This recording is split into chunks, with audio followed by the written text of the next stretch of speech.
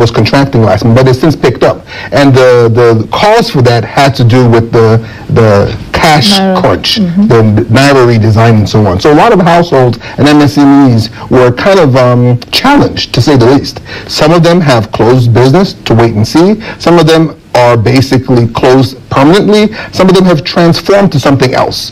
But by and large, we see the economy as still vibrant because the numbers tells us that even though households and MSMEs are challenged, we see that growth still exists. Profits are still there to be derived, and broadly speaking, the GDP for this year will be probably around 2.93%, thereabout.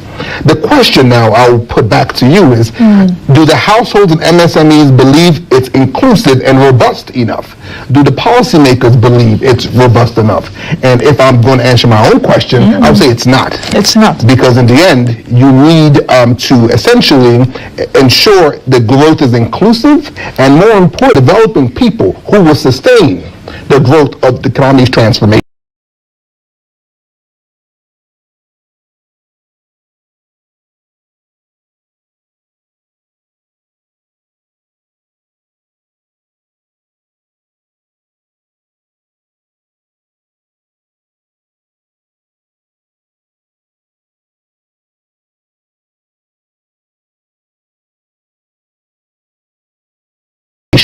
So that's where we are right now. Okay. Let me see if I can raise a few things from what you said. Okay. Because you've given me a lot of things to think about. And where do I start from? Let me start from the SMEs thing, which you talked about. In any economy, of course, MSMEs are the engine of growth. But in Nigeria, we've seen that MSMEs have been really challenged. Not just would it really take for Nigerian MSMEs, for a Nigerian micro business, for a Nigerian nano business to move into macro, to move into micro, to move into small, and to move into medium? Because that is actually where the challenge is. Let alone, okay, from our medium businesses, then now move into big businesses. Sure. MSMEs. We had thousands of MSME clinics all across the country bringing awareness. That helps. But the truth of the matter is this.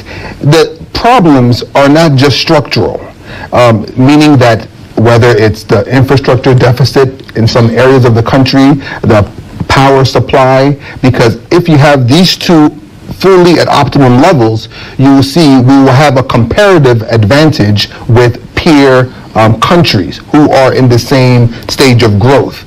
But if you take a look at the system here in Nigeria, for you to move from micro or nano to micro to small and so on, there's a lot of things that need to occur. Enough capital requirements. Do you have the competencies to judiciously use those funds to upscale your respective businesses? And by and large, we've seen that a lot of SMEs or MSMEs in this context, micro businesses, have a lot of heavy lifting to do in terms of bringing their skill sets to the fore to be competitive in their respective markets. But that's why DBN and a plethora of other organizations have been investing lots of resources in driving capacity building to MSMEs to ensure they have direct access to funding to ultimately grow their respective businesses. Do we have an SME growth number of MSMEs in the country? Yes. That's one. Yes. Two, they have now dimensioned the challenges, whether supply side constraints and demand side constraints. We have done our own studies too in DBN, and we see the challenge there to be immense. Create awareness to the need and sense of urgency, and ultimately, you know, in terms of creating the pathway to accessing finance and the skills required to use those funds to grow their respective businesses. Now, the question is, have they done enough? I would say more needs to be done, because in the end, Rome was not built in a day. Now, the question is, from what they have done, I understand a lot of MSMEs clinics around the country.